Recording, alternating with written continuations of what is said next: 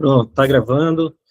Boa tarde a todos. Mais uma vez a gente está dando início aqui ao nosso encontro, né, aqui no grupo de Filosofia Antiga, que faz parte do GENEFIL, Grupo Nacional de Estudantes de Filosofia, e a gente está aqui com o Roberto, lá de Minas Gerais, né, com o Erison, com o Martorelli também, que se juntaram aqui esse desafio que é a Lei Ética Nicômaco. E a gente já leu o livro 1, livro 2, agora estamos lendo, vamos dar início ao livro 3, né? Se a gente consegue fazer um resumo do livro 1 e o livro 2, aí, Aris. O livro 1 a gente viu muita coisa, né? O Aristóteles ali começando dizendo a, que a arte, toda arte, toda indagação, toda ação, todo propósito visam a um bem, né? E o bem é aquilo que todas as coisas visam. Então, para ele, todas as atividades, toda a arte, toda indagação, toda ação, todo propósito visavam uma finalidade, tinham um fim, né? Que a ética dele é uma ética teleológica. Então, ele já inicia com isso, né? As atividades visavam um fim e ele essa tradução do Mário da Gama Cury, ele diz que é o daimonia, né, que é o que o Aristóteles trabalha aqui, ele traduz como felicidade, né? Então, o que era a felicidade para ele? O que é a eudaimonia? Aristóteles disse no livro 1 que a eudaimonia é algo final e autossuficiente, né? Agora, o que significa isso? Ele dizia assim: chamamos absolutamente final aquilo que sempre desejamos por si e nunca por causa de algo mais, né? E o que é autossuficiente?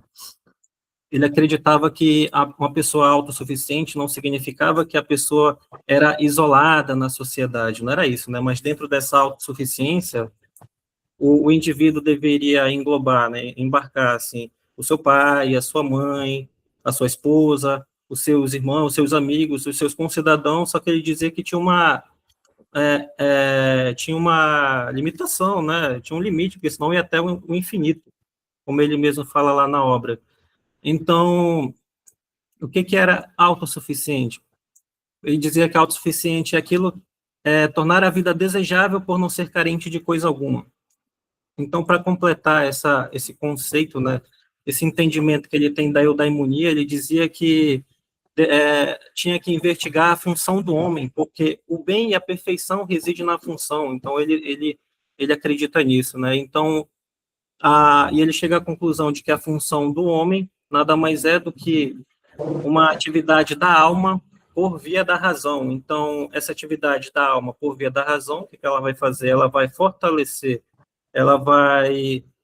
a minha consciência, a minha razão, para que eu possa dizer, né, a minha vida é desejável, por eu não ser carente das riquezas, por eu não ser carente das honrarias, por eu não ser carente, né, do que mais, dos prazeres, por eu não ser carente de qualquer outra forma de excelência que possa existir.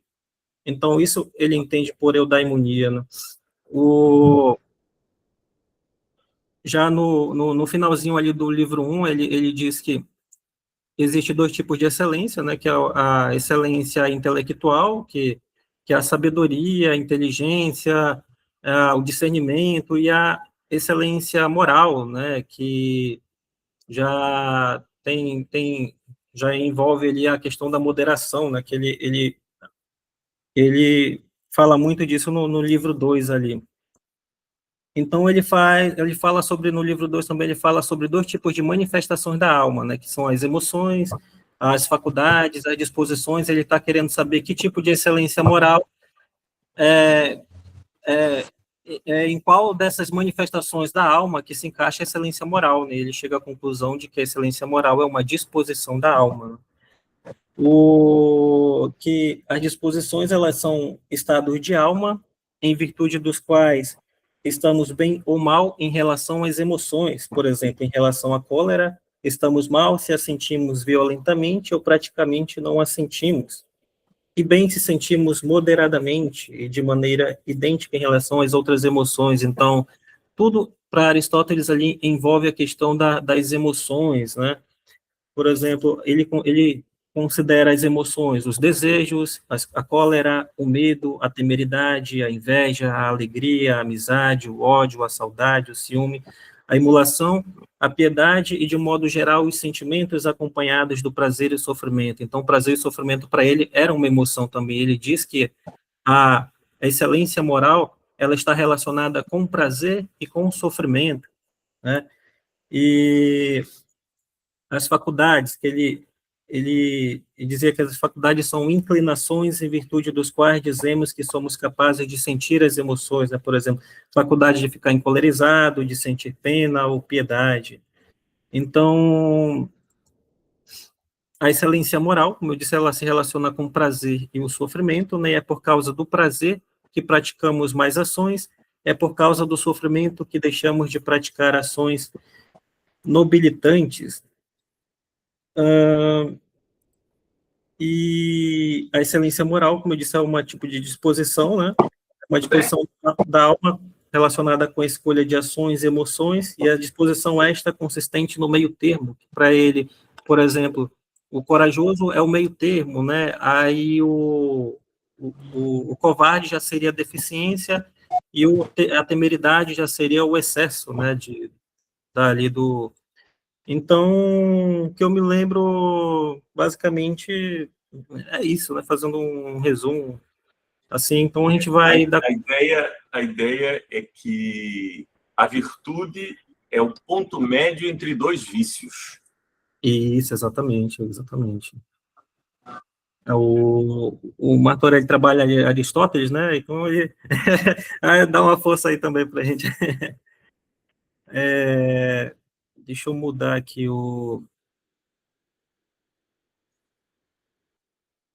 aqui.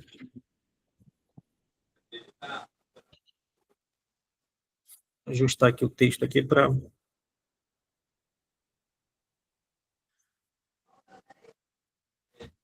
melhor assim. A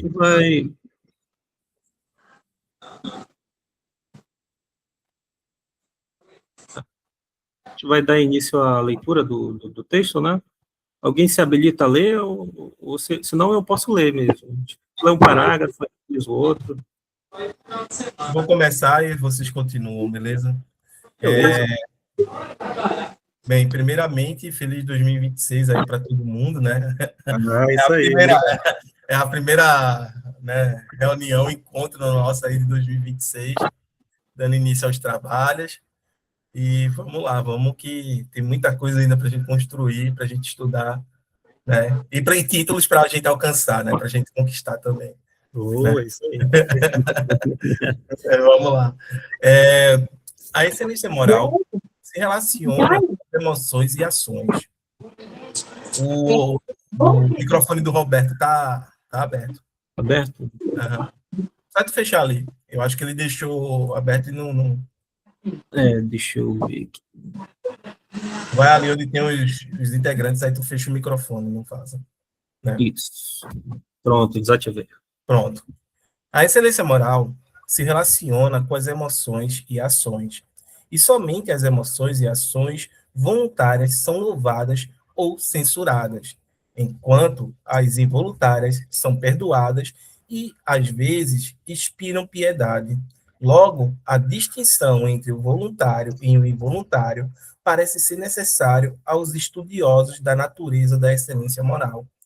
E será útil também aos legisladores com vistas à atribuição de honrarias e à aplicação de punição. Já começa interessante aí essa distinção entre, né, você ter ações voluntárias e ações involuntárias, é um ponto muito, como posso dizer, importante dentro da discussão da filosofia moral, na história toda, diga-se passagem, né? Se diz que se for um ato involuntário, um ato que você não teve, né, como evitar, você não pode ser culpabilizado, responsabilizado por isso, muitas vezes, né?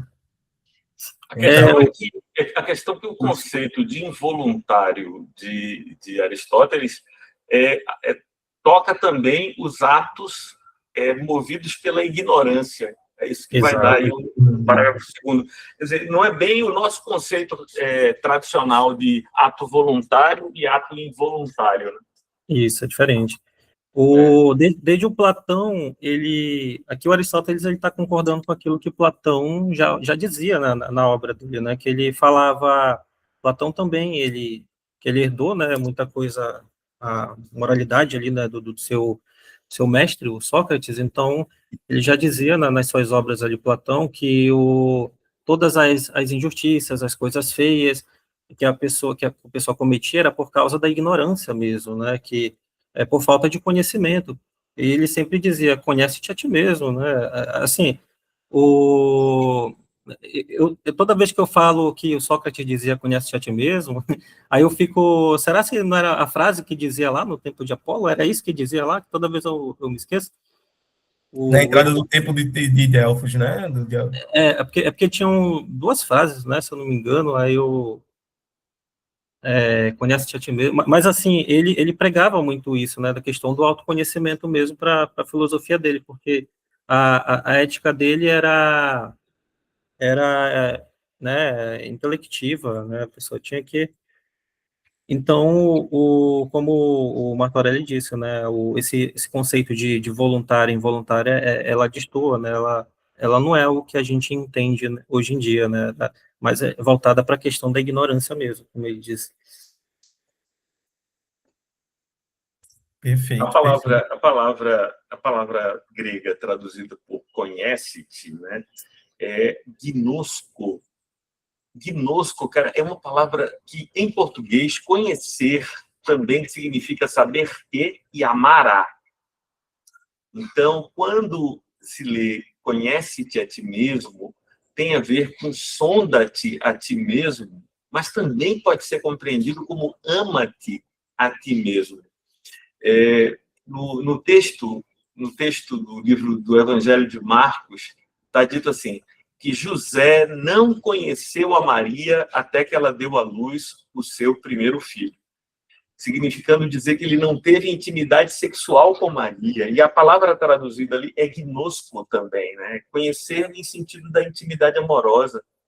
E eu acho que abre um leque grande aí quando a gente pensa em gnosco como sendo... E a expressão conhece-te a ti mesmo é gnoste auto, ou seja, o autor reflexivo, voltando para si, e o gnosco, e a ideia de conhecer. Sim, sim, sim. Interessante isso daí. Você sabe grego, Martorelli? Cara, eu estudei grego no É, seminário, né? Eu fiz 8 semestres de grego no seminário. Mas agora interessante. eu estou voltando a estudar grego. Eu estou voltando a estudar grego por causa de Aristóteles. Porque o grego que eu estudei no seminário era o grego do Novo Testamento, né? Era o Ah, grego koiné. O grego koiné. foi, né? É isso mesmo. Poxa, legal. Eu fiz um pouquinho de grego, mas não sei nada. Algumas palavras, né, que às vezes a gente decora aí, que é para dizer que sabe alguma coisa. Pois é, Mas é.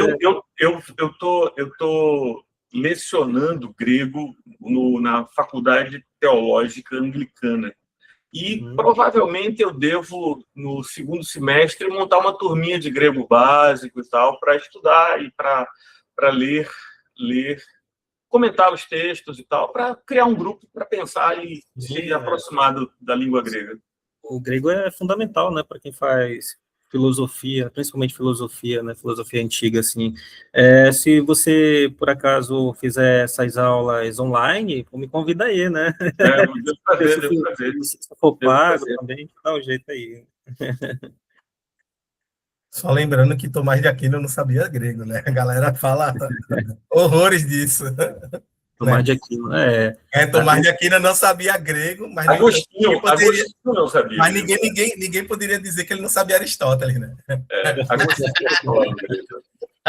Ele não sabia grego, mas sabia Aristóteles pra caramba. o cara, gênio, né? O grego, com certeza, Mas, ele sabia latim, né? Ele sabia latim, porque né, era da Igreja Católica, ali o Tomás de Aquino, e as obras do Aristóteles, elas foram traduzidas para outros idiomas também, né? Então, mas mesmo não sabendo grego, o cara tinha uma genialidade tremenda, né?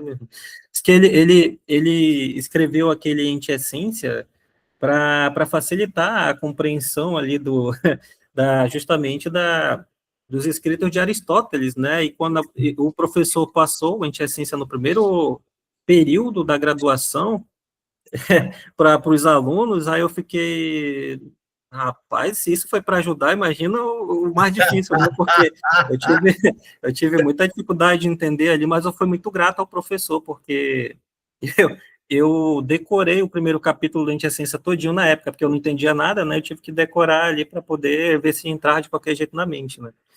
Mas é uma obra muito interessante ali. Me lembro que eu passei pela mesma experiência de ter que ler o Eita Essência na primeira, né, cadeira, na primeira disciplina de filosofia que eu paguei na Federal. Foi bem pesado. Mas assim, eu falei a questão do Tomás de Aquino, ele não saber grego, tá? Mas fique registrado que eu sou a favor de que todo mundo domine o idioma para ler, né, no que o cara escreveu. Se ele escreveu em grego, vá estudar grego para, né, se ele escreveu em francês, vai estudar francês, se escreveu em alemão, e assim vai, entendeu? É isso aí. Porque, caso contrário, você vai estar dependendo da tradução dos outros, e a gente sabe que, fundamentalmente, toda tradução é uma interpretação, né, que o tradutor tem daquela obra. Há uma Certo? Então, você expressão vai estar latina, interpretando a partir da interpretação do outro. há uma Né? expressão latina que diz tradutore, traditore. O tradutor é um traidor. Né? Tem isso. Né? Caramba, Tradutore, traditore. não conhecia, não. Interessante. Né? Tem isso. Então, toda tradução, fundamentalmente, ela é uma interpretação. Certo? E aí, aquela coisa, vai ler no idioma mesmo, no original, para ter a sua, né? Bem, vamos lá?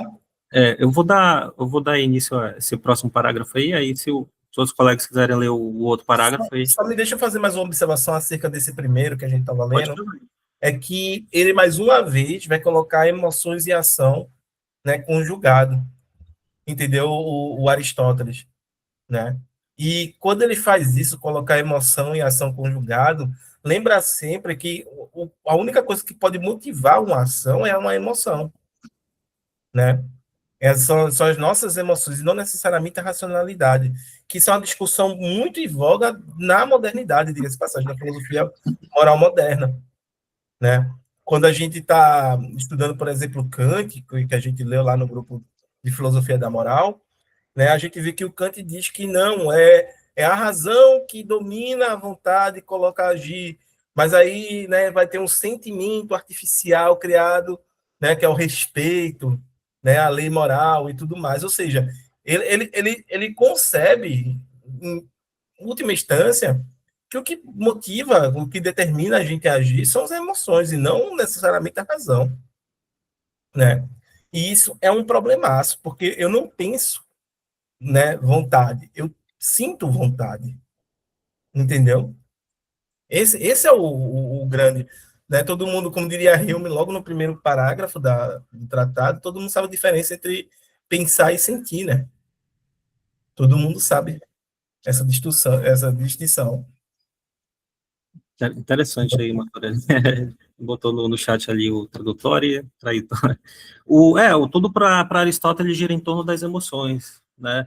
Então, a questão da razão ali, ela funciona mais como uma, né, ela que determina, né, que orienta o agir na sociedade, né, mas toda a ética dele aqui, como a gente viu aqui no livro 2, né, gira em torno das emoções mesmo, né, ali da excelência moral e tal, que se relaciona com o prazer e o sofrimento, né, que ele diz que por causa do prazer que se pratica mais ações, né, então o meu trabalho a minha dissertação, ela tem essas questões também ali do prazer, né, do éros tirânico, que quando o Platão, já estou misturando Platão com Aristóteles aqui, né, mas assim, deixa o Platão de lado, mas assim, tem a ver com essa questão dos prazeres também, que o Aristóteles, não só Platão, mas o Aristóteles ali, aqui, né, ele ele leva em consideração, né, tudo aquilo que é exagerado, o prazer, né, tem outras passagens, se eu não me engano, do livro 1, que ele diz que o prazer também é uma disposição, né, mas só que a partir do momento, mas ele diz assim, o prazer em relação às ações boas, né, esse tipo de prazer, mas agora a partir do momento que o prazer, ela começa a dominar a tua animalidade, né, as tuas vontades, os teus desejos, e você começa a deixar de fazer, né, ações boas, ações nobilitantes, como ele diz, então aí já é um problema, né, já passou ali do meio termo, né, já é algo mais exagerado, né, ou é mais deficiente, então ali tem um certo problema ali para ele, né. Estou trabalhando isso muito em Platão. Ah, mais alguma coisa? Alguém tem mais alguma coisa para falar? Não, acredito que seja isso. Eu vou ler esse próximo parágrafo. Consideram-se involuntárias as ações praticadas sob compulsão ou por ignorância, aquilo que a gente falou. Um ato é forçado quando sua origem é externa ao agente, sendo tal a sua natureza que o agente não contribui de forma alguma para o ato, mas, ao contrário, é influenciado por ele. Por exemplo, quando uma pessoa é arrastada a alguma parte pelo vento, ou por outra pessoa que a tem em seu poder. É isso, né? No caso, é quando a pessoa, ela, né, é um fator externo a ela que vai determinar o seu agir, né? Agora, é muito bom que ele tenha colocado isso, né? Ou por outra pessoa que tem o seu poder, alguém que coage a outra pessoa a fazer algo que ela não quer, chantageia, faz uma chantagem, Porque entendeu? eu acredito que o que Aristóteles está dizendo é que existem atos que não podem ser atribuídos moralmente ao agente. Então, você tem o agente, ele pode praticar atos voluntários e involuntários. O ato é voluntário quando ele age movido por uma consciência lúcida. Ele é involuntário quando ele age por compulsão ou ignorância. Essa compulsão é interior, é uma compulsão dele. E a ignorância é o desconhecimento dele acerca da... Agora, existe um tipo de ato que nem é voluntário nem involuntário. É aquele ato que é produzido por uma força estranha ao agente e por causa disso, ele não pode ser moralmente responsabilizado pelo ato em si. Então, por exemplo, quando ele age involuntariamente, ele age por ignorância, ele é objeto de piedade. Quando ele age voluntariamente, ele é objeto de louvor ou de censura. Mas quando ele age e a sua ação ela é uma coação externa, ela é uma coação externa, esse ato nem pode ser considerado voluntário nem involuntário, nada lhe aplica, nada se aplica a ele, a não ser as consequências mesmas do ato. E aí esse exemplo que ele dá aqui do cara arrastado pelo vento, né, que ele não tem comportamento, ele não tem conduta propriamente, moralmente uma conduta a ser avaliada. É isso mesmo. Eu li mais cedo, né, o parágrafo desse primeiro tópico aqui que a gente está lendo, então fala justamente isso que o Marco Aurélio falou, né, sobre a piedade, né, dessas ações aí, que a gente ainda vai ver mais nos parágrafos seguintes, né. É isso mesmo. Do ponto de vista jurídico, é assim. O indivíduo que age movido com vontade, ele age dolosamente. Ele tem a vontade dirigida ao resultado. Isso é o ato doloso. O indivíduo que pratica a conduta, mas ele não queria o resultado, a conduta é culposa. Mas quando existe uma coação física, a conduta nem é dolosa, nem é culposa. A coação física irresistível retira a própria conduta, deixa de existir a conduta. Por exemplo, se o indivíduo coloca uma faca em minha mão e exercendo uma força superior à minha, esfaqueia a vítima, eu não respondo nem por dolo nem por culpa, porque essa conduta não é minha, ela é atribuída exclusivamente ao agente que me coagiu. Interessante. Porque você não pode ser culpado por aquilo que você não teve a intenção, nem desejou, nem planejou, E nem não podia ponderou evitar, sobre. nem podia evitar, porque a coação é irresistível, a coação física é irresistível. É isso mesmo. Vamos lá. Quer ler esse próximo parágrafo? Posso ler. Mas há algumas dúvidas quanto às ações praticadas em consequência do medo de males maiores ou com vistas a algum objetivo elevado. Por exemplo, se um tirano, tendo em seu poder os pais e filhos de uma pessoa, desse ordem a essa pessoa para praticar alguma ação inóbil, e se a prática de tal ação fosse a salvação dos reféns, que de outro modo seriam mortos. É discutível se tais ações são involuntárias ou voluntárias. Algo do mesmo gênero ocorre também na hipótese do lançamento ao mar da carga de uma nau durante uma tempestade. Com efeito, ninguém lança a carga ao mar voluntariamente, mas como condição para assegurar a própria salvação e a de seus companheiros de viagem, qualquer pessoa sensata agiria assim. Tais ações, então, são mistas, mas se assemelham mais às voluntárias, pois são objeto de uma escolha no momento de serem praticadas. E a finalidade de uma ação varia de acordo com a oportunidade, de tal forma que as palavras voluntário e involuntário devem ser usadas com referência ao momento da ação. Com efeito, nos atos em questão, a pessoa age voluntariamente, pois a origem do movimento das partes instrumentais do corpo em tais ações está no agente. E quando a origem de uma ação está numa pessoa, está no poder dessa pessoa praticá-la ou não. Estas ações, portanto, são voluntárias, embora talvez sejam involuntárias se consideradas de maneira global, pois ninguém escolheria qualquer desses atos por si mesmo.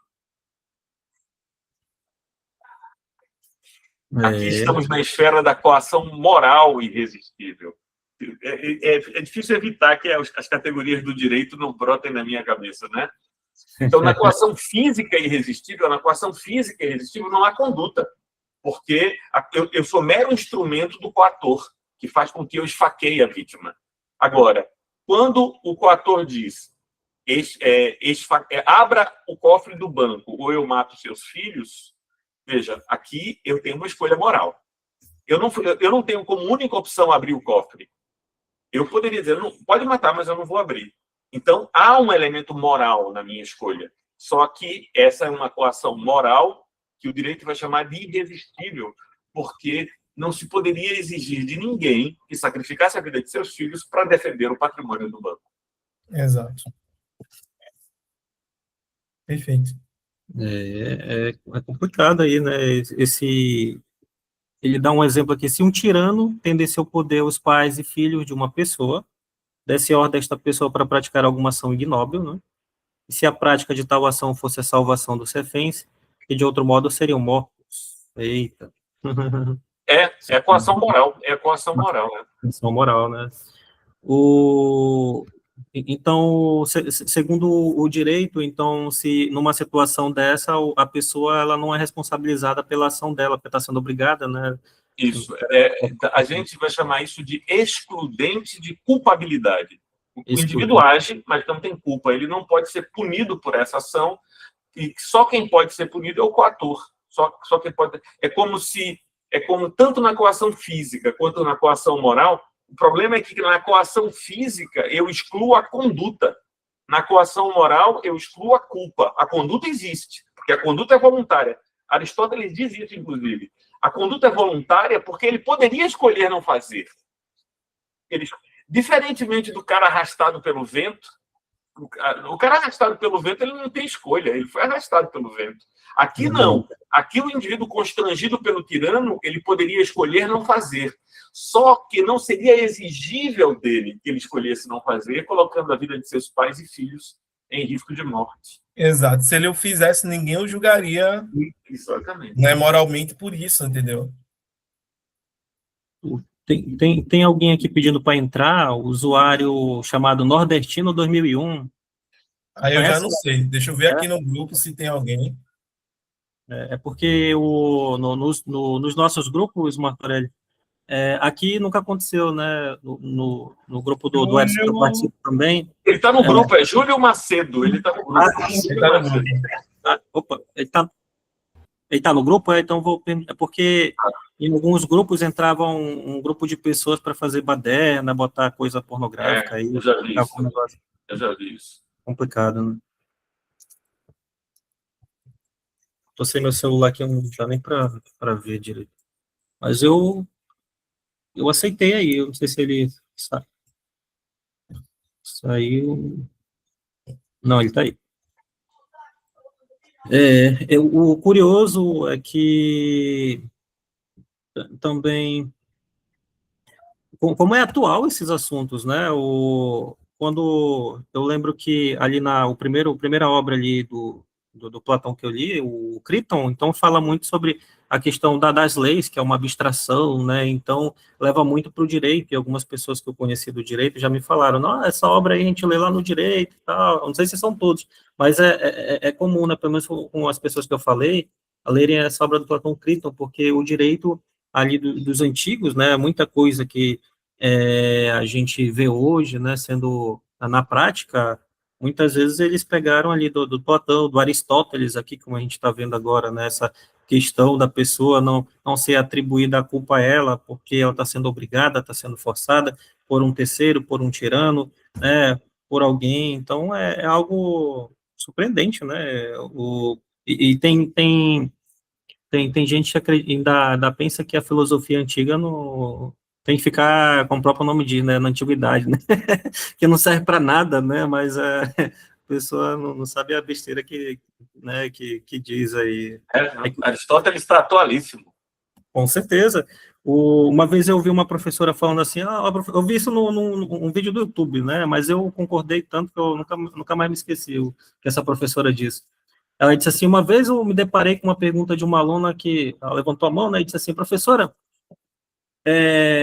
o que uma pessoa que viveu há mais de 2.400 anos atrás tem de prático para me ensinar, né? Aí ela disse assim, foi uma pergunta muito curiosa, né, que a aluna dela fez, porque muitas vezes a gente acha que quem viveu muito tempo atrás tem conflitos existenciais, né, tem conflitos dentro de si tão diferente de nós, né? Hoje em dia, na modernidade, assim. Aí ela diz que esses conflitos, eles vêm do quê? Eles vêm da nossa competitividade, eles vêm da nossa capacidade de conter as nossas emoções, vêm da nossa falta de disciplina, sabe, ela foi dando vários elementos, assim, que eu achei fantástico. Então, ela disse assim, hoje em dia, antigamente as pessoas andavam de biga, né? Sabe aquelas carroças, né? Aqueles carros, né? Carruagem de antigamente, duas rodas, puxada por um cavalo. Hoje em dia tem gente que anda de avião a jato, ou seja, mudou a máquina, não o homem que a conduz, né? Aí eu achei fantástica a colocação dessa professora, né? Porque faz total sentido, né? Para você ter uma ideia, o elemento central do Sermão da Montanha, o tema central do Sermão da Montanha de Jesus é a ansiedade. Ansiedade, né? Ou seja, pode ter um tema mais atual do que a ansiedade. Com certeza, Jesus diz assim, não andeis ansiosos pela vossa vida quanto ao que é vez de comer ou beber, nem quanto ao vosso corpo quanto ao que é vez de vestir.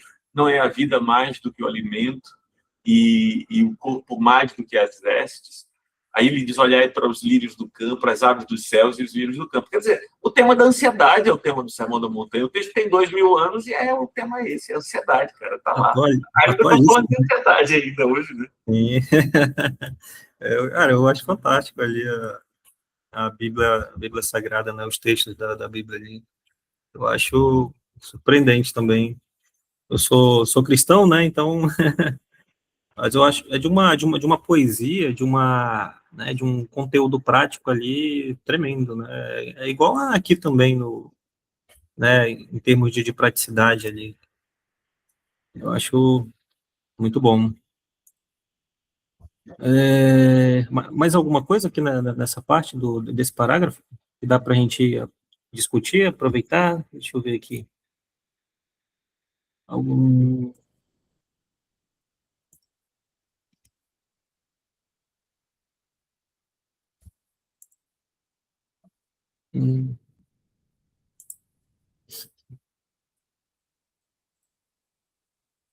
Falando ali do voluntário, involuntário ainda.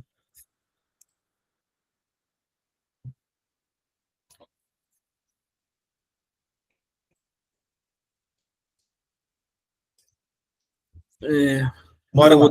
O outro parágrafo. Tu vai ler, Edson? Pode ser, pode ser. Tá bom. Vou botar, pode ler De aí, que eu fato. vou botar. De fato, os homens às vezes são até louvados pela prática de ações desta espécie, quando se submetem a algo ignóbil ou penoso em troca de algo importante e nobilitante. Na situação oposta, eles são censurados, pois submeter-se às maiores indignidades sem nenhum objetivo nobilitante ou por um objetivo corriqueiro é próprio de uma pessoa inferior. Em alguns casos, essa submissão não é louvada, mas apenas perdoada. Quando alguém pratica um ato ignóbil sob pressões que violentam demais a natureza humana e que ninguém pode suportar. Não podemos ser forçados, porém, a praticar certos atos, pois seria preferível enfrentar a morte em meio aos mais terríveis sofrimentos, por exemplo, as ameaças que forçaram a Alquimaion, não sei como se lê, né, na peça de Eurípides, a matar sua mãe, parece ridículas. Às vezes é difícil decidir o que devemos escolher e a que custo e o que devemos suportar em troca de certos resultados, em troca de certo resultado. E ainda é mais difícil firmarmos na escolha, pois em muitos dilemas desse gênero, o mal esperado é penoso e o que somos forçados a fazer é ignóbil. Por isto, o louvor cabe a quem é compelido e a censura a quem não o é. Que espécie de ato, então, devem ser chamados forçados? Irresistivelmente, não seriam aqueles em que a causa da ação é externa ao agente, sem que este contribua de forma alguma para a sua prática? Porém, as ações involuntárias em si, mas cuja escolha em certas circunstâncias, com a compensação de certos resultados, podem ser justificada e cujo princípio motor está no agente, são involuntárias em si, mas voluntárias nestas circunstâncias e com a compensação de certos resultados. Elas se assemelham mais a atos voluntários elas se assemelham mais a atos voluntários, pois as ações se enquadram na classe dos particulares, e os atos particulares aqui são voluntários. Não é fácil estabelecer regra para decidir qual das alternativas deve ser escolhida, pois os casos particulares diferem amplamente entre si. A gente para por aqui, né? Acho que Eu li um pouco demais, né, foi mais do que um parágrafo. Não, mas tá bom. Tem bastante coisa aqui, né? Alguém quer comentar alguma coisa sobre o que foi lido? Pois é, eu acho que aqui Aristóteles está dizendo que existem coações que são resistíveis. Então, para que um ato ignóbil, para que um ato desonroso não possa ser atribuído a alguém, é preciso que aquilo que está em jogo não possa nem deva ser declinado. E aí ele deu aquele exemplo lá do tirano que sequestra os pais e os filhos. Se você não fizer, eu vou matá-los. Aí você não pode resistir. Mas existem outras situações em que um ato ignóbil, um ato indigno, um ato desonroso praticado por uma causa que você deveria resistir, esse indivíduo deve ser responsabilizado por isso. Deve ser responsabilizado por isso. Eu estava lembrando, cara, de uma música terrível, terrível, chamada Coração Materno. Não sei se vocês já ouviram falar dessa música. Coração materno. Não, não. É o caso de alguém que, né, que pede um sacrifício, né? É uma coisa assim, eu vou ler rapidamente aqui um pedacinho para vocês verem como é que o negócio é barra pesada. Deixa eu ver aqui. Diz assim: disse um tampônio à sua amada, minha idolatrada, diga o que quer. Por ti vou matar, vou roubar, embora tristezas me causes, mulher.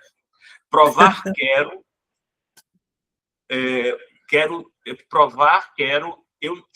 que eu te quero, venero teus olhos, teu porte, teu ser, mas diga uma ordem, espero por ti, não importa matar ou morrer. Ela disse ao compônio a brincar: se é verdade tua louca paixão, parte já e para mim vá buscar de tua mãe inteiro o coração. A correr o campônio partiu como um raio na estrada e sumiu. Sua amada, qual louca, ficou a chorar, na estrada tombou. Porque ela estava brincando com ele levou a sério. A prova de amor que ela pediu era o coração inteiro da mãe. Chegou a choupana, o campônio, aí encontrar a mãezinha ajoelhada a rezar. Rasga-lhe o peito o demônio, tombando a velhinha aos pés do altar. Tira do peito sangrando da velha mãezinha o pobre coração e volta a correr proclamando: vitória, vitória tem minha paixão. Mas em meio da estrada caiu e na queda uma perna partiu. A distância saltou-lhe da mão sob a terra o pobre coração. Nesse instante uma voz ecoou: magoou-se, pobre filho meu, vem buscar-me, filho, aqui estou, vem buscar-me, que ainda sou teu. É o coração da mãe. Negócio terrível. Ou seja, esse ato de matar a própria mãe para provar à amada de que a ama é um ato que não se justifica, não se justifica. Há aqui uma ponderação, há que se colocar na balança se isso vale ou não, né? Se isso é possível ou não. E eu acho que é isso que Aristóteles está dizendo aqui. Há atitudes que não justificam, né? E aí ele cita exatamente esse exemplo, né? De Alcmaion, na peça de Eurípides, que vai matar a mãe por razões ridículas. Né? Por razões ridículas. Parece que o Marcelo levantou a mão aí. O colega pode falar. Nesse sentido, eu espero que vocês consigam me ouvir. Conseguem me ouvir bem? Sim. Nesse sentido, caberia também o exemplo, já que falaram da Bíblia também, eu me recordei de um exemplo muito interessante, talvez o de Abraão, que sacrificaria seu próprio filho para provar a um terceiro, que nesse caso seria Deus, né, que ele tem uma fé, que ele tem uma devoção. Como seria nesse sentido? Eu fiquei pensando nisso. Como se encaixaria nesse exemplo de Aristóteles esse caso da Bíblia? Eu acho que Aristóteles não aceitaria essa motivação, né? Não aceitaria. Eu acho que o próprio texto o próprio texto bíblico coloca isso, ou seja, para o movimento de Abraão, porque senão geraria um choque. Abraão provou que tinha fé sem consumar o ato, Mas eu acho que não se justificaria essa ação moralmente. Né? Até religiosamente poderia se justificar, moralmente ela não se justificaria. Tem um caso parecido no livro de Juízes, em que aí se consuma. O cara disse: olha, eu prometo sacrificar a primeira pessoa que me aparecer aqui, eu prometo te oferecer em sacrifício. E a primeira pessoa que aparece é a filha dele. E aí ele sacrifica a filha dele. É um negócio estranhíssimo, duríssimo, barra pesadíssima. Mas eu, pensando com Aristóteles, eu acho que esse seria um motivo que não justificaria a ação moralmente.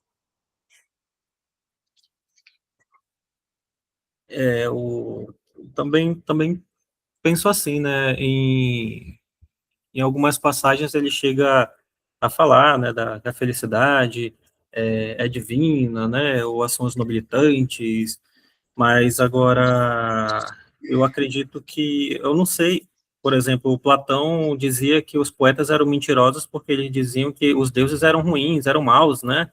Aí já Aristóteles, eu não sei muito da relação dele com os deuses, assim, né? Porque a própria noção, por exemplo, o conceito etimológico de eudaimonia, eu, bom, né?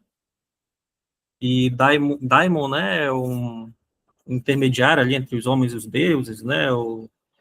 Então, ou seja, é como se eu tivesse um bom daimon, né, acompanhando você, ou, né, boa sorte, questão de boa sorte e tudo mais.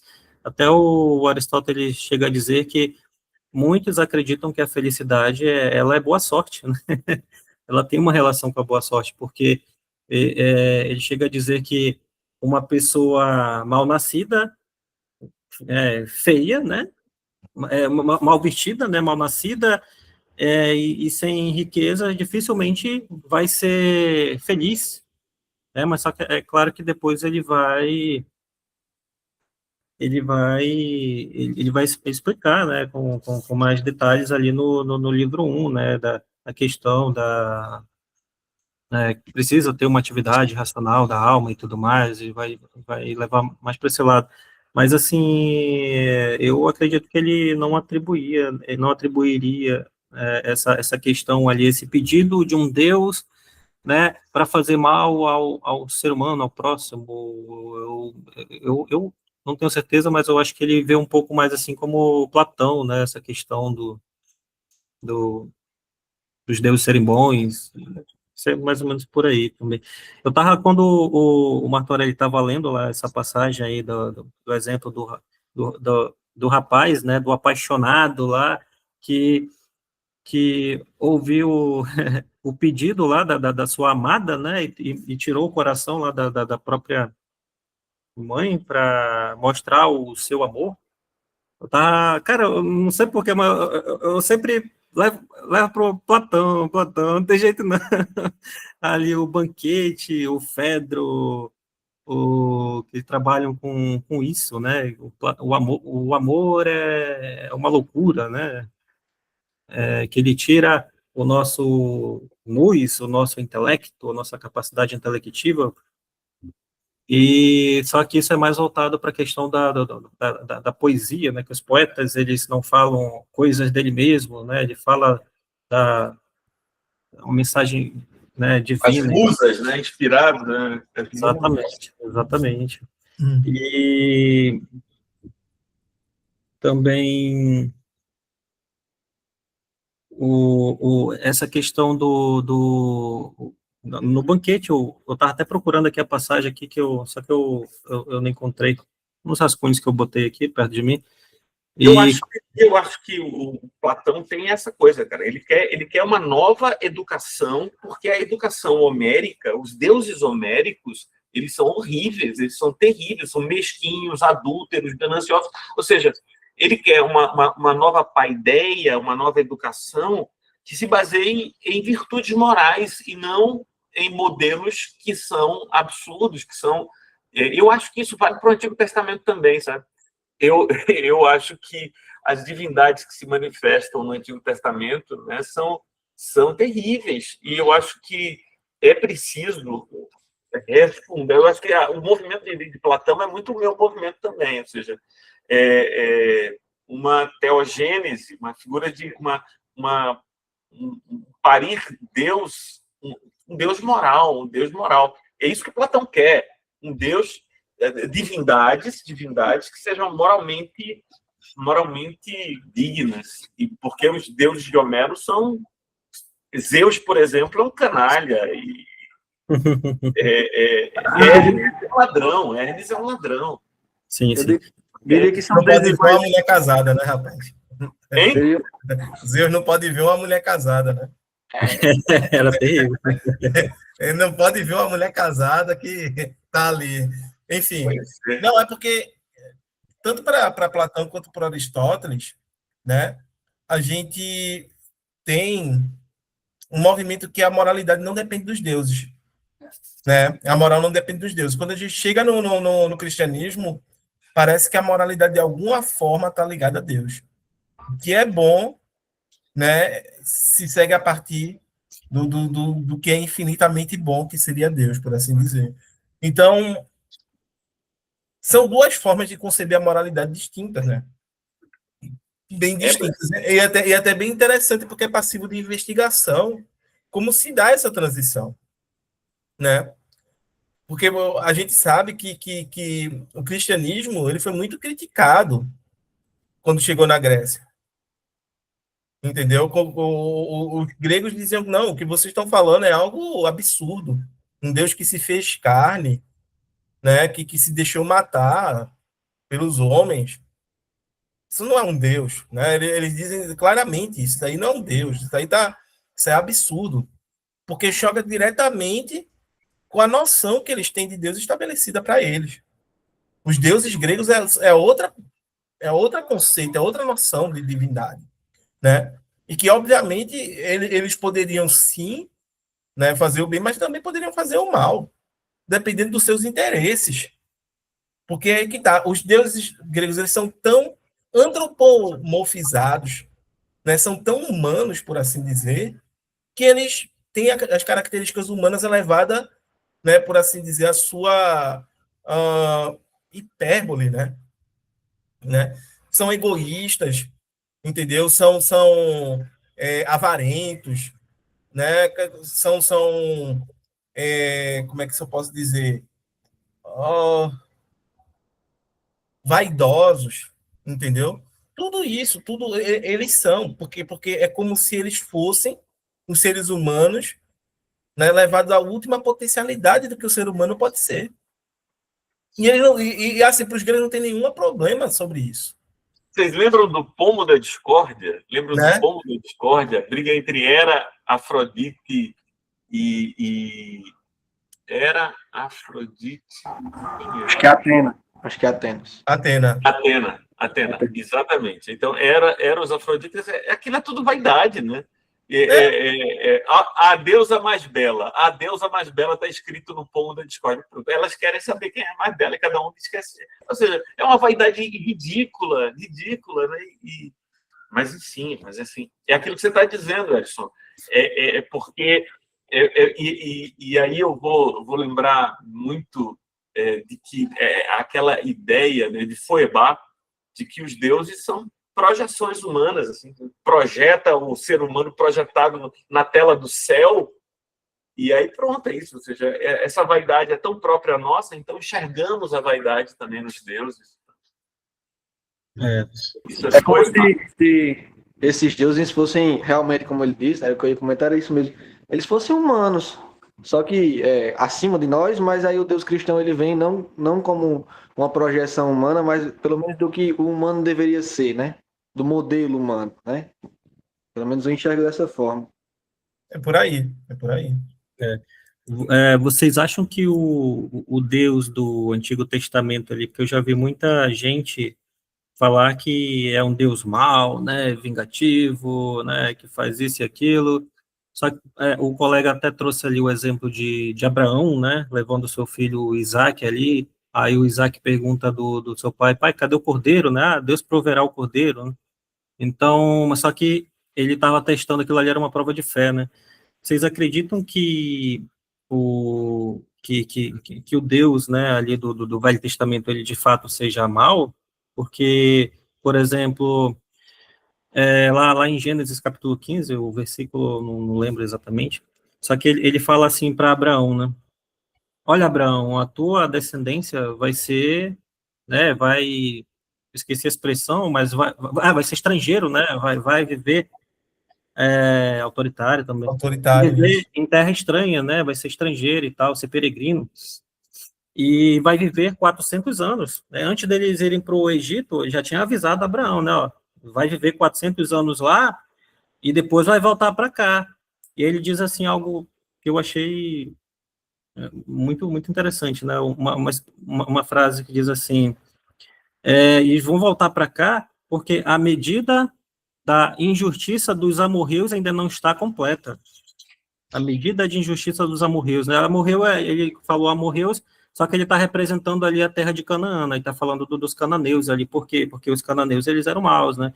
Eles pegavam as suas crianças e jogavam no fogo, sacrifício para os deuses que eles acreditavam lá, né? E faziam barbaridades, né? Então, esses povos, para Deus, eles eram tidos como sendo povos ruins, como maus, né? Sodoma, Gomorra, que Deus destruiu as cidades, né? O Abraão teve que falar, Senhor, e se tiver 10 justos aí, o Senhor vai destruir mesmo assim, né? Aí foram os anjos lá, tiraram Ló de lá com a sua família, e a cidade acabou, foi destruída.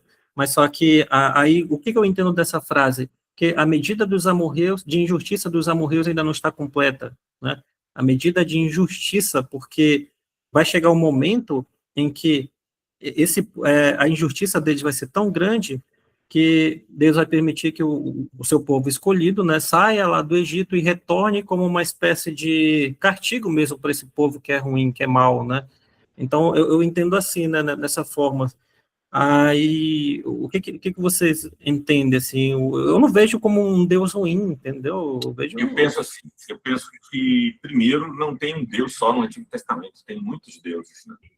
Então, o povo hebreu creu em diferentes manifestações da divindade ao longo da sua história. Você pega o Antigo Testamento, retrata toda uma saga, né, que vai desde Abraão até o cativeiro babilônico. Então, você tem todo aquele período e as imagens da divindade que se manifestam são diferentes imagens de divindade e relações de diferentes. Eu creio que veja a problemática, Edson. Eu creio que quando a gente diz se Deus é bom ou é mau, a gente está atribuindo categorias de valoração humana à divindade. Ou seja, então eu tenho muita dificuldade de tentar avaliar a moralidade divina. A moralidade divina com base em quê? Porque toda moralidade divina, todo julgamento moral é analógico. Todo julgamento moral é analógico, ou seja, eu tenho um padrão e a partir desse padrão eu comparo o comportamento do outro. Mas de onde vem esse padrão? Aí alguém vai dizer, não, o próprio Deus estabelece o padrão e eu vou avaliá-lo a partir desse padrão. Não, isso não é possível, porque tudo quanto eu tenho no texto bíblico, ainda que eu suponha uma inspiração mecânica da divindade, que o cara foi lá apenas um amanuense que transcreveu o que o Espírito lhe disse, aquilo que eu interpreto do que o cara disse é meu, é culturalmente construído. Então, se eu pego o meu arcabouço moral e avalio a conduta divina, eu já tenho um problema aí grave. E, em segundo lugar, a gente hoje tem todo um contexto de moralidade cristã que não pode ser levada para um fenômeno que se deu há 3.000 anos atrás, que se deu há 3.500 anos atrás, porque o mundo, a própria humanidade é completamente diferente. Para mim, um dos textos mais difíceis do Antigo Testamento é aquele em que Saul reprova e rejeita, em que Samuel reprova e rejeita Saul porque ele não matou todos os amalequitas, né? Todos os caras lá, porque a ordem divina era para matar homens, mulheres, crianças de peito, animais, e aí Saul traz para oferecer a Deus em sacrifício o rei deles e alguns bois para fazer um grande sacrifício. E a resposta de Samuel a Saul é: Deus prefere a obediência ao sacrifício. E aí ele está sendo punido por não ter matado a todos que Deus pediu para matar. Inclusive, na ordem de Samuel, está dito que é para matar as crianças de peito. Esse é o tipo de coisa que assim, não dá. Se você olhar para esse texto e quiser avaliar a moralidade divina do mandato dado a Saul, não tem jeito. Não tem como resgatar Deus de uma passagem como esta. E esse é um exemplo, entre tantos outros que estão por lá. Então, eu acho que é preferível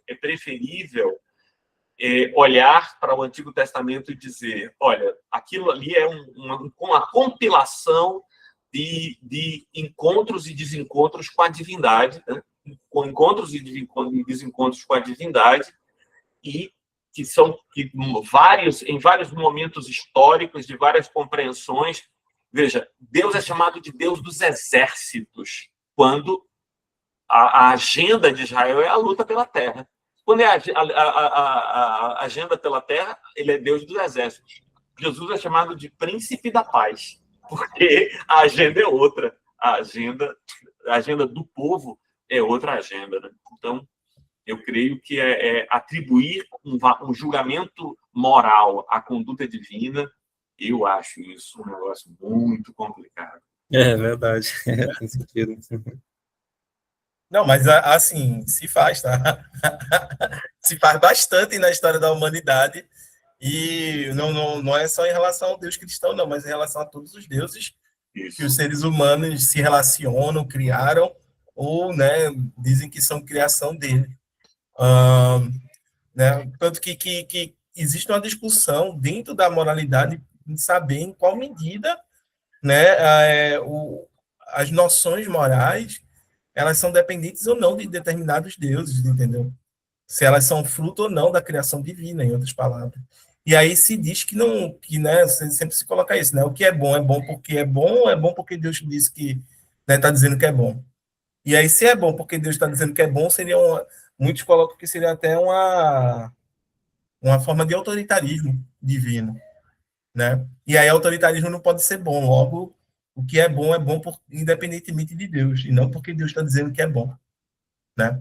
Existem várias argumentações dentro da própria história da filosofia moral sobre isso, que remonta a Platão, né? Já tem uma discussão em Platão sobre isso, e aí vai avançando até os nossos dias, quando a gente, né, passa pela modernidade, ali com Hillel, com Kant, né, onde eles tentam estabelecer fundamentos da moral que não estão ligados à religião, mas Kant faz isso na primeira página, na segunda ele já está colocando Deus na parada ali, quando né, a gente lê a fundamentação da metafísica dos costumes, pensa que, vamos lá, quando vai para a crítica prática, ele já coloca Deus ali no pano de fundo, né?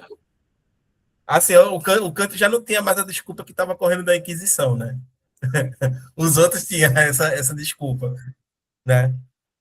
E aí, enfim, é um debate, né? É um debate, mas quando a gente, por exemplo, vai para Habermas hoje, isso já perde de vista. Né? Habermas, Ernst Luckhardt, né? Galera que já está fazendo filosofia moral nos nossos dias, a coisa já tem outra pegada. O pressuposto aí é que não há necessidade da divindade para ter uma moralidade universal, né? Então, a moral universal... Ou universalizável. Não decorre da necessidade da divindade. Voltaire pensava assim também, mas Voltaire é uma figura incrível, porque é um cético piedoso. Ele era sagaz. Voltaire. Uma das coisas que Voltaire era sagaz, rapaz. Isso. Porque se ele não fosse sagaz, ele se lascava ali na... Não tinha durado muito, não. E ele sofreu muito, foi exilado várias vezes e tal. Mas foi sagaz demais ali com... Como é que se diz? Ele Frederico I? Oi? Ele transitou em várias cortes, né? Né? O rei da Prússia, o rei da França, todos eles, de algum modo. Vamos lá. Deixa eu ler esse próximo parágrafo aí, né? Eu posso ler, se quiser. Opa, pode ler. Se alguém dissesse que os objetivos agradáveis e nobilitantes têm força compulsiva, compelindo-nos de dentro para fora, estaria dizendo que todos os atos seriam forçados, pois é por causa destes objetivos que todas as pessoas fazem tudo. Quem age sob compulsão e involuntariamente age sofrendo, mas quem pratica atos porque esses são agradáveis ou nobilitantes, pratica-os com prazer.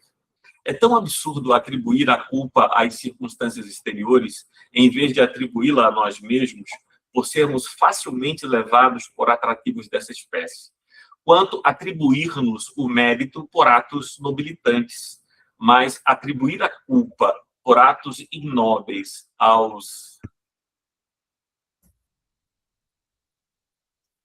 objetivos agradáveis. Os atos forçados então, são aparentemente aqueles cuja origem é externa ao agente e para os quais o agente não contribui de forma alguma.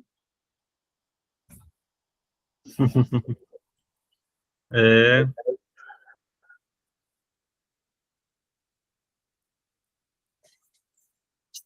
então ele está dizendo que você pratica ação, ação boa, né? Porque você vê naquela ação como uma ação agradável, não é isso? Ele é compelido de dentro para fora, né? Exatamente isso. Porque ele acha que aquilo é nobre e agradável. E ele diz assim, quem age por compulsão involuntariamente age sofrendo, mas quem pratica atos porque esses são agradáveis, pratica-os com prazer. E aí ele tá, eu me lembro muito de Sartre nisso, né, sobre o conceito de boa fé, de má fé, o conceito de má fé de Sartre. Má fé em Sartre é a seguinte ideia: má fé é atribuir a outros a responsabilidade pelas escolhas que você fez. Se você fez as escolhas, então você é o responsável por elas. E a má fé está em atribuir a quem quer seja Deus, quer seja as circunstâncias, quer seja quem quer que seja, a responsabilidade. E para Sartre, nós sempre temos escolha. Nós estamos condenados à liberdade. Estamos condenados à liberdade. Porque faça ou eu lhe mato, o cara tem uma escolha. A escolha de morrer. Né?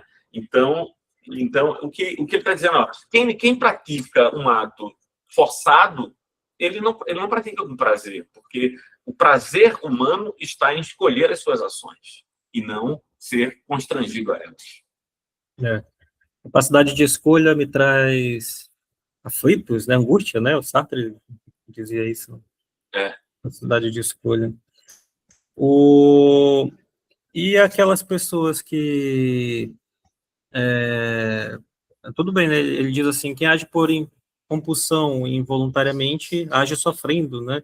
Mas quem pratica atos porque estes são agradáveis ou nobilitantes, pratica-os com prazer. Só que tem aquelas pessoas também que fogem da forma, né? Fogem aí dos moldes, que são ditos normais, que praticam ações não nobilitantes, ações mais ignóbeis, ações mais, né, moralmente reprováveis ali, mas ainda assim o camarada sente prazer naquilo ali, né? Eu acho que aí já é uma questão mais de patologia, né? Esse tipo de coisa. Não, mas eu creio que o que Aristóteles está dizendo é que quem não escolhe agir sofre. Quem escolhe agir porque aquilo lhe parece digno ou prazeroso. Então, por exemplo, imaginemos o cara que está lá executando judeus durante a Segunda Guerra Mundial. Aquele cara tem prazer naquilo que ele está fazendo. Ele tem prazer. Então, ele tem prazer. Ou ele entende a razão daquilo. Então, esse indivíduo ele é moralmente responsável por aquilo que ele faz. Agora, aquele que age, e essa é a última frase desse parágrafo, aquele que age forçado, ele não tem... Ele sofre, porque é da natureza humana querer decidir a ação. Se ele age forçado, ele sofre nessa ação, e essa ação não pode ser atribuída a ele. Sobe aí para a gente ver a última frase, para tu ver o que ele diz aqui. Ele diz assim, os atos forçados, então, são aparentemente aqueles cuja origem é externa ao agente e para os quais o agente não contribui de forma alguma. Então, se o agente, o que fez com que ele agisse veio de fora, é uma coação física, ele não tem nenhuma responsabilidade, mas ele sofre, porque ele está sendo alijado, está sendo afastado do seu direito de escolher. Afastado do direito de escolher, ele está em sofrimento. Agora, esse cara que pratica atos indignos, mas não faz voluntariamente, ele entende que aquilo é é indigno ao à nossa leitura. Para ele, aquilo é prazeroso ou digno de ação. É interessante.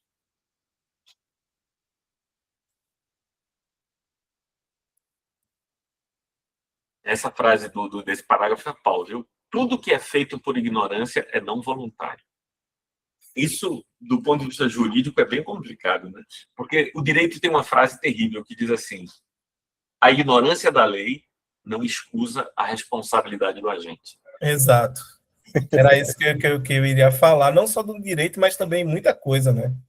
Não é porque você não sabe que é errado que deixa de ser errado. Entendeu? E isso, nossa. Mas, assim, falasse tanta coisa ali sobre o primeiro parágrafo que provocou algumas reflexões, né?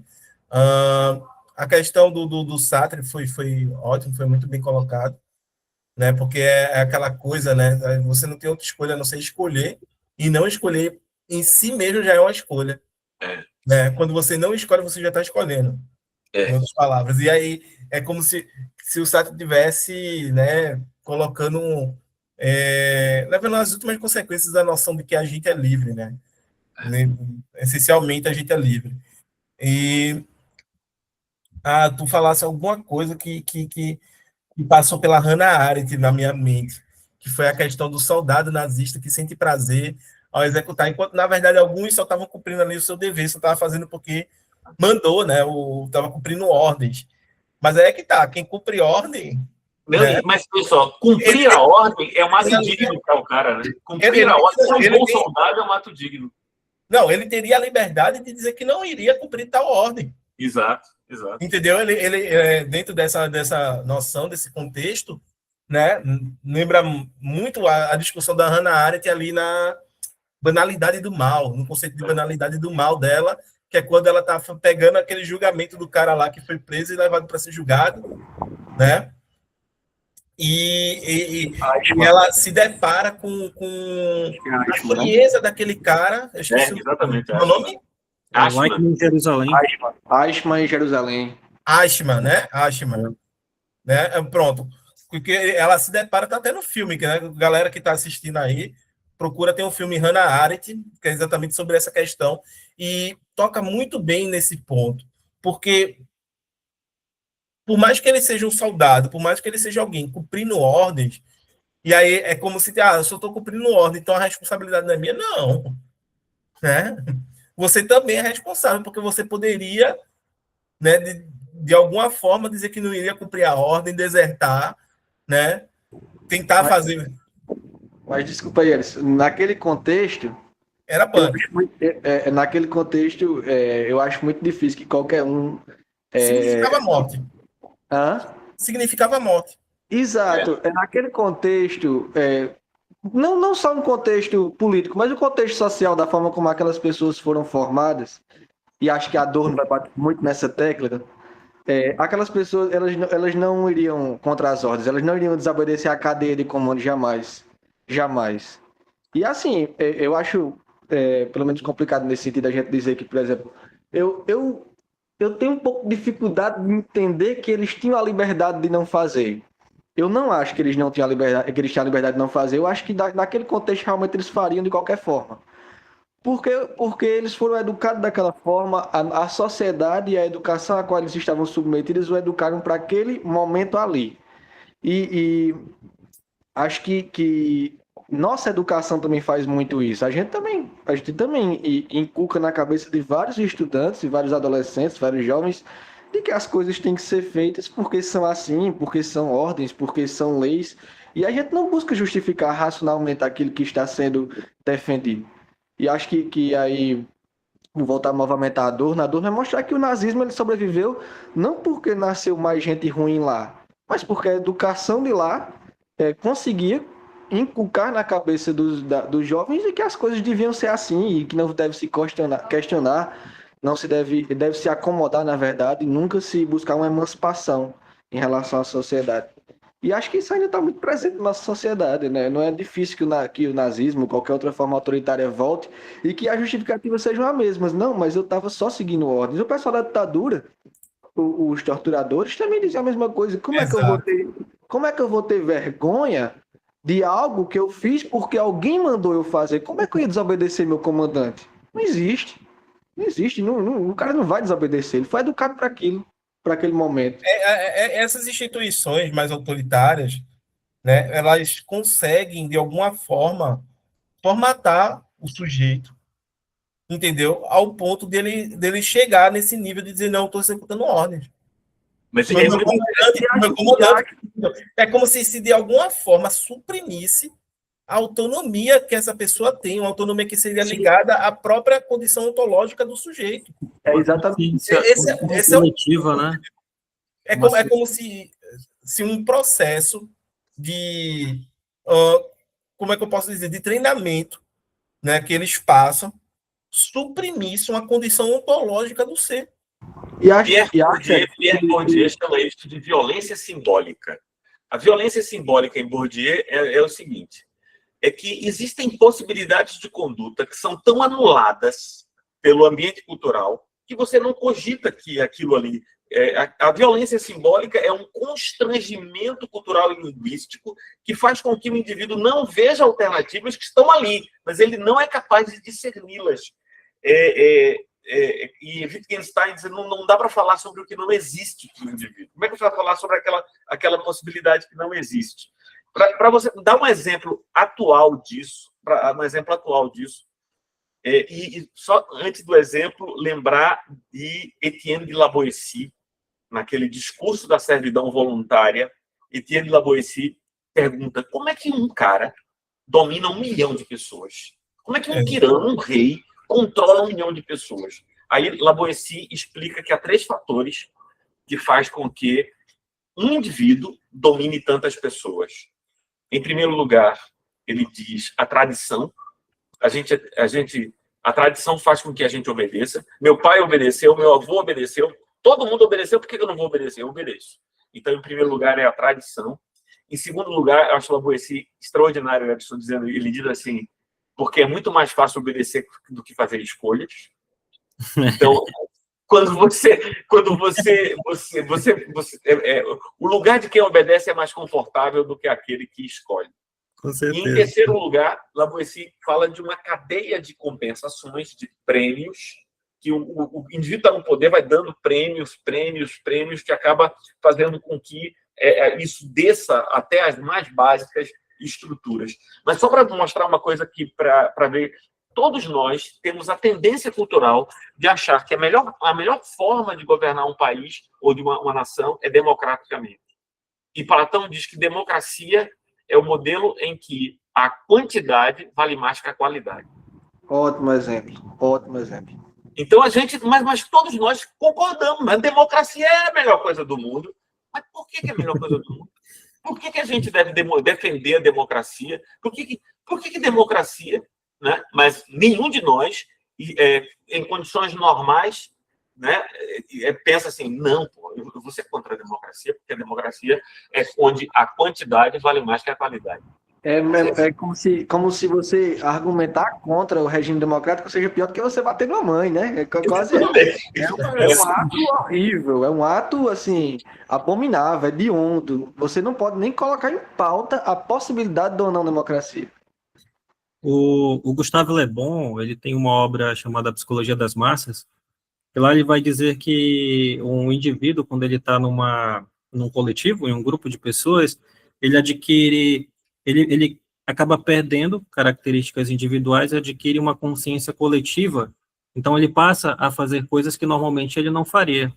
O próprio Agostinho de Hipona, na obra As Confissões, ele diz que está caminhando, né, com os amigos dele por um lugar. Gustavo Le Bon também.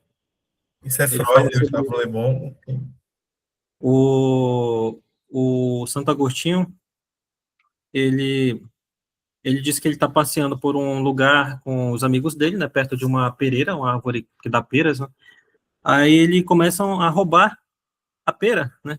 E ele fica refletindo, pensando que normalmente, se ele estivesse sozinho ali, ele não teria feito isso, porque não é da natureza dele, não é algo que ele, né, faz normalmente, né? Então ele foi movido por uma consciência que não era dele, né? Uma consciência coletiva ali, os amigos dele estavam fazendo, ele, beleza, vou fazer também, né? Então, no tribunal de Nuremberg, né, que a gente estava falando lá do Eichmann em Jerusalém, dos nazistas e tudo mais, os juízes, eles foram condenados, né? Eles foram condenados porque eles... como é que se diz? Eles foram condenados porque eles fizeram mal, né? Os oficiais, estão falando dos oficiais. Não, mas os juízes também. Parece que eles permitiram lá uma esterilização em massa de doentes mentais, né? Porque essa coisa toda de... Os juízes alemães, não os juízes do tribunal. Os juízes alemães. Os juízes alemães, você está falando. Isso. Os juízes alemães. Na minha cabeça ficou confuso, porque o tribunal, os juízes foram condenados. Como é que pode? Os juízes que estão julgando foram condenados. Mas entendi o que você está dizendo, Não, o que eu estou dizendo é que os juízes foram condenados mesmo. Os nazistas. Exatamente, os nazistas, entendeu? Mas isso depois do regime, né? Aí a alegação deles foi... porque eles falaram, poxa, vocês condenaram, né, muita gente aí à morte e tal, doentes mentais... E eles falaram assim, olha, nós fizemos aquilo, né, nós fizemos o nosso trabalho, nós fizemos aquilo que estava na lei, né, o estrito cumprimento do dever legal, né, alguma coisa desse tipo aí, né, aí vem aquela outra discussão, né, será que tudo aquilo que está na lei, né, é legal, né? É legal e não é moral, né? Legal, pode ser legal e pode não ser moral. A gente tem que lembrar que tem um bocado de coisa na nossa história que era legal e não foi moral, né? Como o nordestino aí colocou. Não, e pior, há coisas que foram legais e morais e se revelaram agora imorais, não é? Como, por exemplo, a escravidão era legal e moral, o machismo era legal e moral, a homofobia era legal e moral.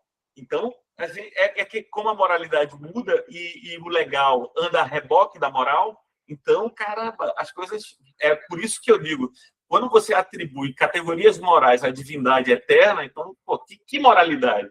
Que moralidade, por exemplo...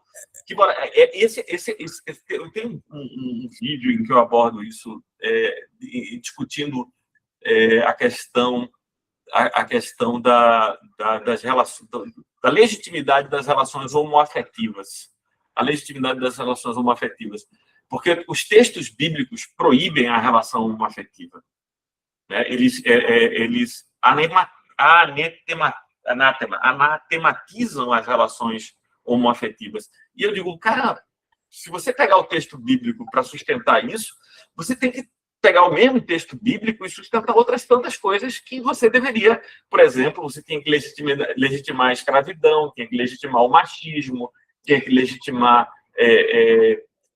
essa relação, essas relações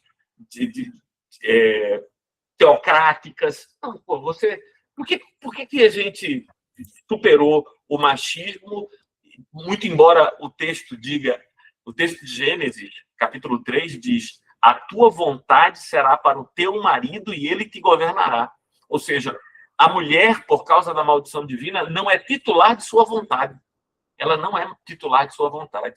A vontade dela é expressa pelo seu marido. Quer dizer, e assim é toda a tradição bíblica, né?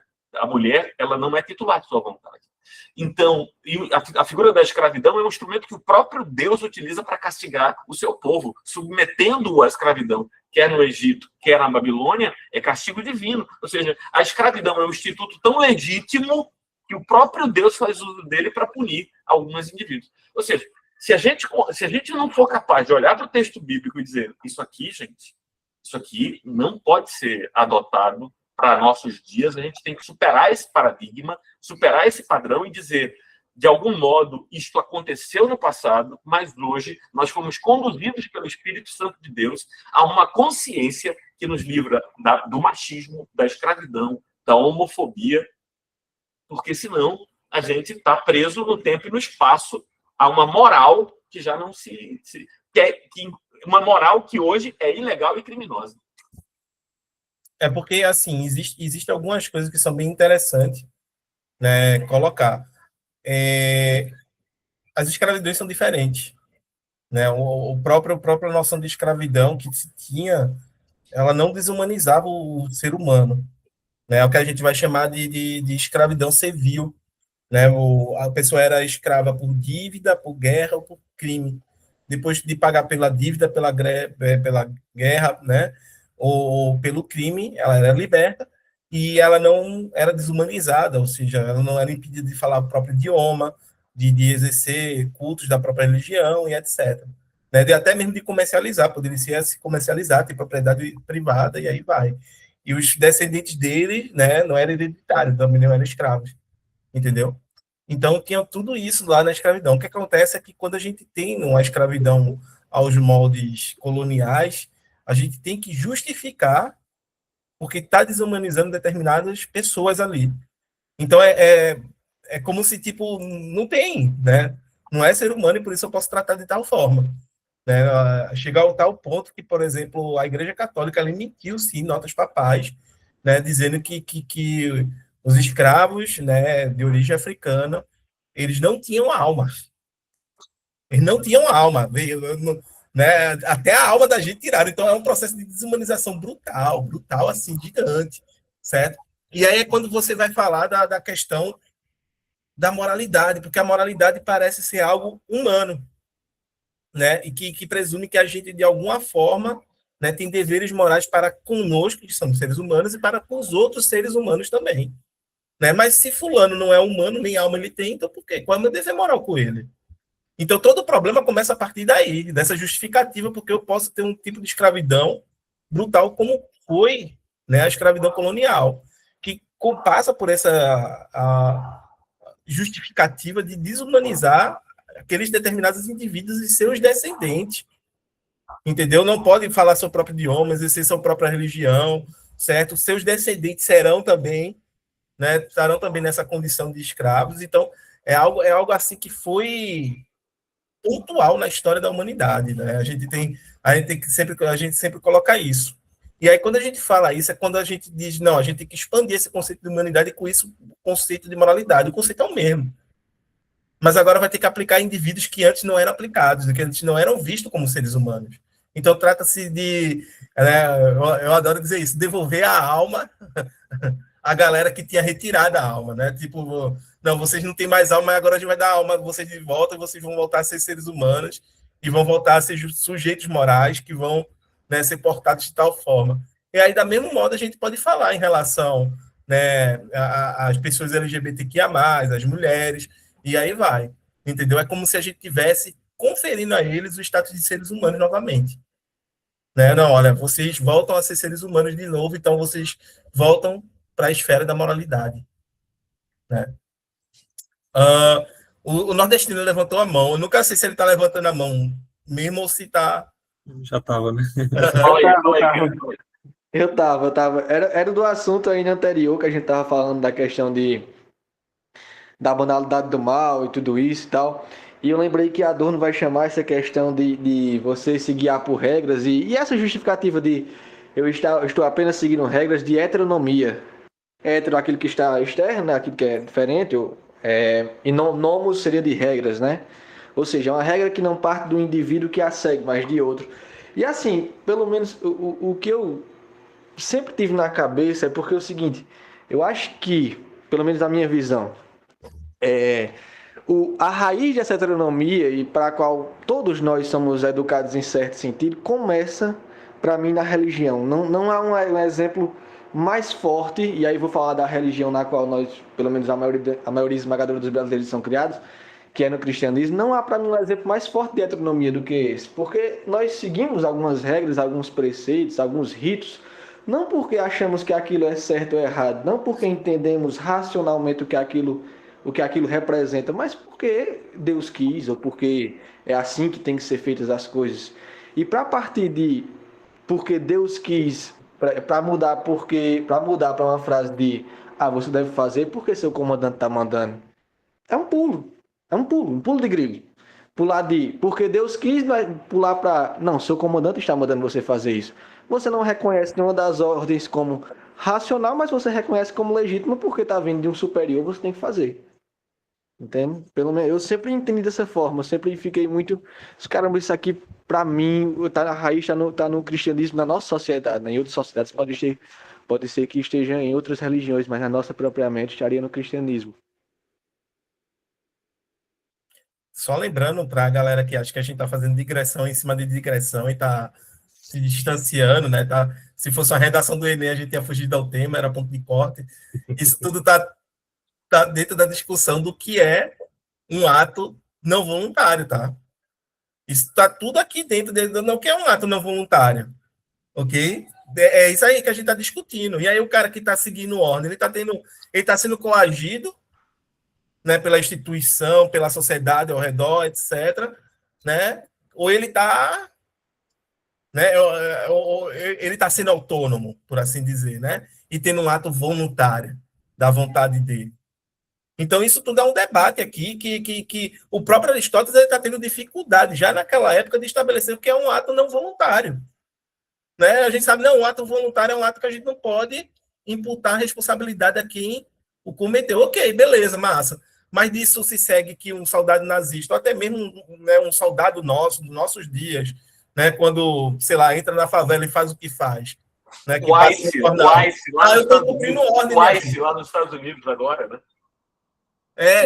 A polícia de imigração. Até mesmo o que fizeram aqui no Rio de Janeiro, entendeu? No final do ano passado. Tô cumprindo ordem, chegando, matando um bocado de gente, e aí? Entendeu? Será que ele não tinha a escolha de dizer, não vou. Não vou. Lá, mas você vai ser demitido, não sei o que, tá, mas eu não vou. Entendeu? Sabe o que isso me lembra? Isso me lembra até o Mohamed Ali, cara. Porque o Mohamed Ali, na época, Sim, né, sim, ótimo. ele era o cara que tinha uma grande reputação entre os jovens, influenciava muitos jovens nos Estados Unidos, na época da Guerra do Vietnã, e ele disse que não ia para a guerra. Ele foi convocado e não foi. Ele sofreu uma punição de 10 anos sem poder lutar, né? Sem poder lutar como... Perdeu o título. Perdeu o cinturão, e era assim, a década de ouro do boxe norte-americano, né? E ele não foi. Ele disse que não ia e não foi. Se recusou aí. Será que ele... E aí? Isso coloca muito na minha mente. Será que o restante do povo não teve escolha? Também tinha escolha. Pessoal, eu vou ter que pedir licença a vocês, porque eu vou ter que sair agora. Não, mas muito massa o nosso papo. Não, a gente já, às 19 horas a gente encerra mesmo. Então eu aguardo para a gente fechar. Gente, como é que eu faço para ver essa aula de novo, no vídeo? No YouTube. No YouTube demora, acho que 1 hora, demora um pouquinho para ser disponibilizado no Drive, né, o link desse vídeo aqui. Aí, assim que for disponibilizado, eu coloco lá no grupo para quem quiser assistir de novo. Tá. Mas no YouTube tá em qual título? Qual que é o... Tá no canal do Genefil mesmo. O título eles vão colocar mais ou menos assim, Ética Nicômaco, aula, o encontro 20, 25, entende? Eu vai botar uma numeração. Tá, eu não consegui achar aqui, não sei se meu celular. O chat aqui funciona também ou não? Funciona aqui do Google Meet? Como que eu acesso ele, você sabe dizer? Vai aparecer para você aí, ó. Vê se você consegue ver aí. Por aqui. Deve aparecer para você. Agora, como é que eu chego aí? Só clicar, não. Se clicar... Clicar no... Eu não sei, tá pelo telefone, tá pelos...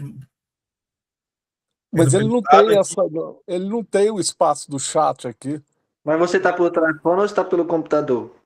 Eu tô pelo celular, pelo Android. Você clica na tela, vai aparecer 3 pontos lá embaixo, depois vai ter mensagem na chamada, você clica e digita. Ah, tá, mensagens na chamada, beleza. Tá legal, bacana. Bom, pessoal, foi um prazer. Aí, vem da Predo. É assim mesmo. É um prazer aí ter todos vocês aqui. Eu quero agradecer o Martorelli, o Edson, o Nordestino 2001, não sei qual é o teu nome, irmão, qual é o teu nome? É Júlio. Júlio. Um prazer, Júlio. Obrigado aí por participar com a gente aí. Eu agradeço ao Roberto também. Agradeço a todos aí que vieram assistir. E é isso aí, pessoal. Esse é o nosso encontro aí. A gente finaliza por aqui. Deixa eu parar a gravação aqui. Apresentação, parar a gravação. Pronto. Depois coloca de novo no grupo o link dos debates anteriores, que aí eu posso dar uma olhada nos encontros anteriores.